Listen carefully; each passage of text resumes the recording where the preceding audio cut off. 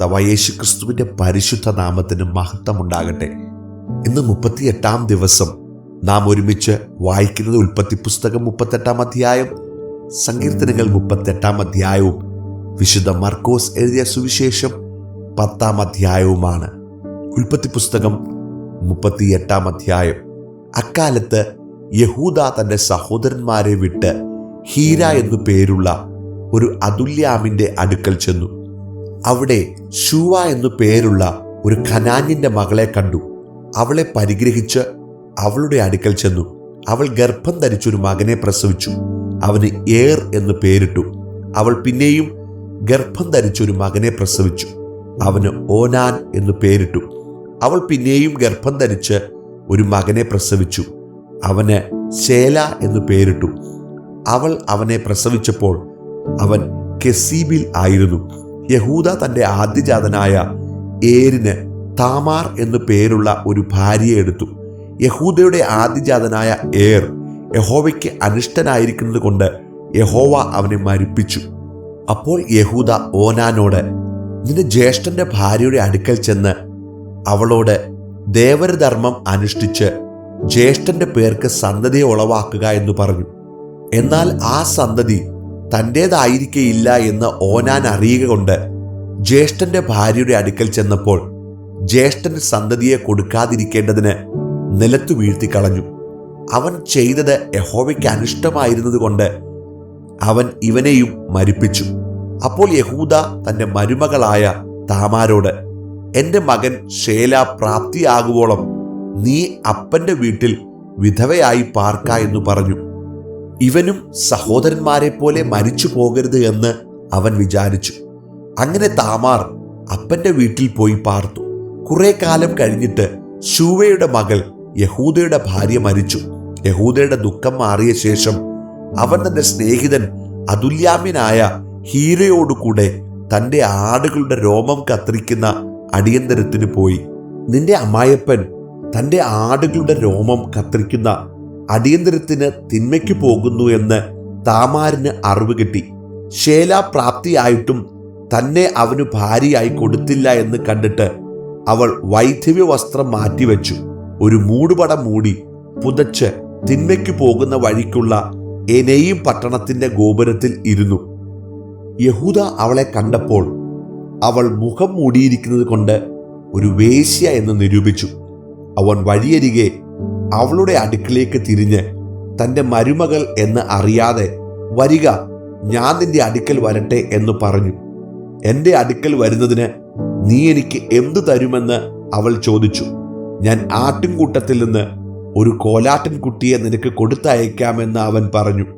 നീ കൊടുത്തയക്കുവോളത്തിന് ഒരു പണയം തരുമോ എന്ന് അവൾ ചോദിച്ചു. എന്ത് പണയം തരണമെന്ന് അവൻ ചോദിച്ചതിന്, നിന്റെ മുദ്രമോതിരവും മോതിരച്ചരടും നിന്റെ കയ്യിലെ വടിയും എന്നവൾ പറഞ്ഞു. ഇവ അവൾക്ക് കൊടുത്തു. അവൻ അവളുടെ അടുക്കൽ ചെന്നു. അവൾ ഗർഭം ധരിക്കുകയും ചെയ്തു. പിന്നെ അവൾ എഴുന്നേറ്റ് പോയി തന്റെ മൂടുപടം നീക്കി വൈദ്യവ വസ്ത്രം ധരിച്ചു. സ്ത്രീയുടെ കയ്യിൽ നിന്ന് പണയം മടക്കി വാങ്ങേണ്ടതിന് യഹൂദ അതുല്യാമ്യനായ സ്നേഹിതന്റെ കൈവശം ആട്ടിൻകുട്ടിയെ കൊടുത്തയച്ചു. അവൻ അവളെ കണ്ടില്ലതാനും.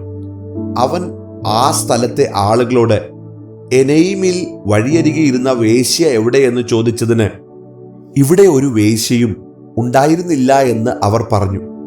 അവൻ യഹൂദയുടെ അടുക്കൽ മടങ്ങി വന്നു. ഞാൻ അവളെ കണ്ടില്ല, ഈ സ്ഥലത്ത് ഒരു വേശ്യയും ഉണ്ടായിരുന്നില്ല എന്ന് അവിടെയുള്ള ആളുകൾ പറഞ്ഞു എന്ന് പറഞ്ഞു. അപ്പോൾ യഹൂദ, നമുക്ക് അപകീർത്തി ഉണ്ടാകാതിരിപ്പാൻ അവൾ അത് എടുത്തുകൊള്ളട്ടെ, ഞാൻ ഈ ആട്ടിൻകുട്ടിയെ കൊടുത്തയച്ചുവല്ലോ, നീ അവളെ കണ്ടില്ലതാനും എന്ന് പറഞ്ഞു. ഏകദേശം 3 മാസം കഴിഞ്ഞിട്ട് നിന്റെ മരുമകൾ താമാർ പരസംഗം ചെയ്തു, പരസംഗത്താൽ ഗർഭിണിയായിരിക്കുന്നുവെന്ന് യഹൂദയ്ക്ക് അറിവ് കിട്ടി. അപ്പോൾ യഹൂദ, അവളെ പുറത്തു കൊണ്ടുവരുവിൻ, അവളെ ചുട്ടുകളയണം എന്ന് പറഞ്ഞു.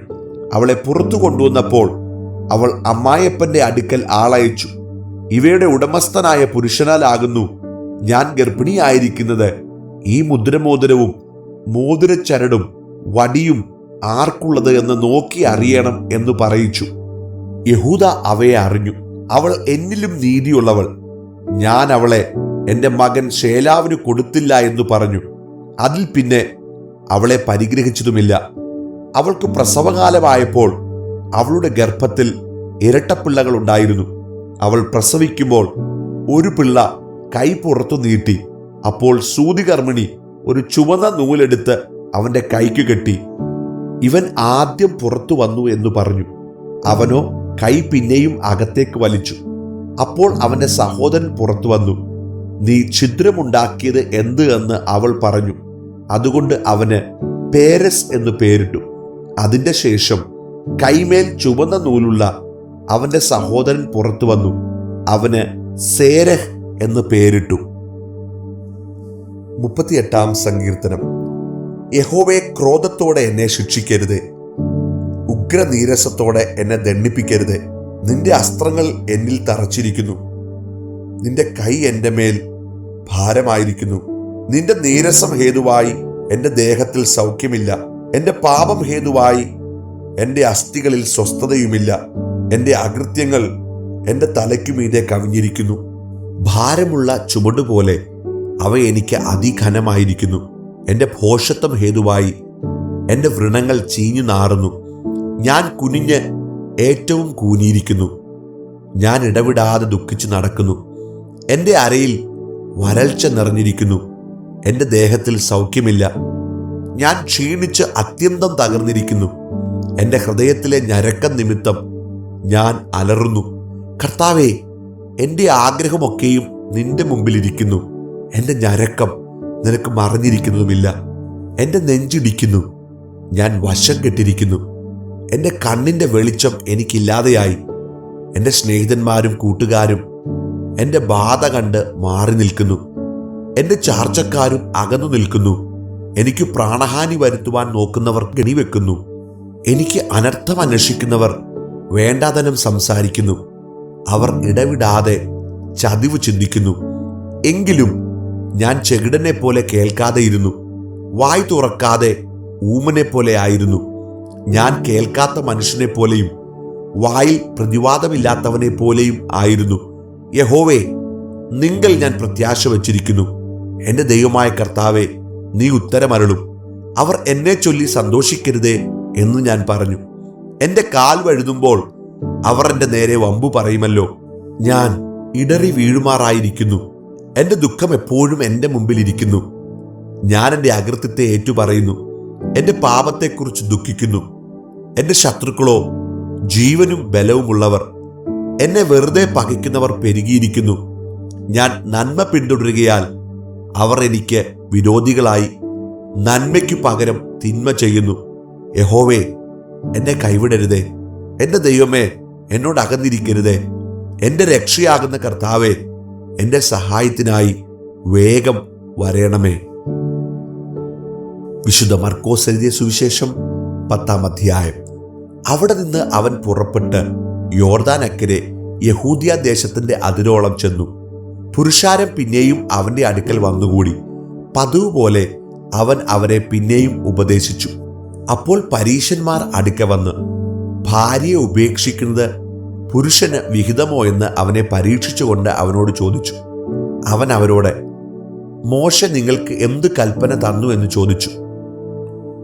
ഉപേക്ഷണ പത്രം എഴുതി കൊടുത്ത് അവളെ ഉപേക്ഷിപ്പാൻ മോശെ അനുവദിച്ചു എന്നവർ പറഞ്ഞു. യേശു അവരോട്, നിങ്ങളുടെ ഹൃദയകാഠിന്യ നിമിത്തമത്രേ അവൻ നിങ്ങൾക്ക് ഈ കൽപ്പന എഴുതി തന്നത്. സൃഷ്ടിയുടെ ആരംഭത്തിങ്കലോ ദൈവം അവരെ ആണും പെണ്ണുമായി ഉണ്ടാക്കി. അതുകൊണ്ട് മനുഷ്യൻ അപ്പനെയും അമ്മയെയും വിട്ട് ഭാര്യയോട് പറ്റിച്ചേരും, ഇരുവരും ഒരു ദേഹമായി തീരും. അങ്ങനെ അവർ പിന്നെ രണ്ടല്ല, ഒരു ദേഹമത്രേ. ആകയാൽ ദൈവം യോജിപ്പിച്ചതിനെ മനുഷ്യൻ വേർപിരിക്കരുത് എന്ന് ഉത്തരം പറഞ്ഞു. വീട്ടിൽ വെച്ച് ശിഷ്യന്മാർ പിന്നെയും അതിനെക്കുറിച്ച് അവനോട് ചോദിച്ചു. അവൻ അവരോട്, ഭാര്യയെ ഉപേക്ഷിച്ച് മറ്റൊരുത്തിയെ വിവാഹം കഴിക്കുന്നവൻ അവൾക്ക് വിരോധമായി വ്യഭിചാരം ചെയ്യുന്നു.